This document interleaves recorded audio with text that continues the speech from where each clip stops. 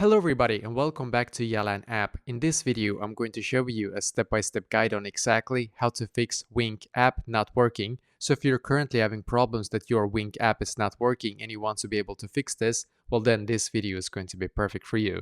So actually what I did myself is that I firstly closed the app and then I went into the settings app on my phone instead. And now on my settings app, then what I did in here is that I scrolled down and then I clicked on general, as you can see. So I clicked on general and now you should be taken to a page very similar to this.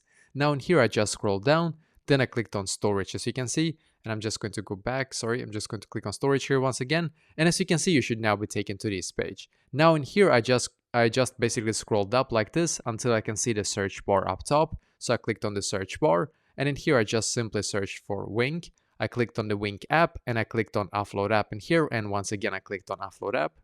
Just wait and then click on the blue button here once again. And just simply wait for your Wink app now to completely update to its latest version. Because actually when I did update my app to the latest version, that thing that it wasn't working, it was crashing and stuff like that before, now it's been gone for me for at least 1 week. So try this and wait for it to completely load, and hopefully now it's going to work for you as well.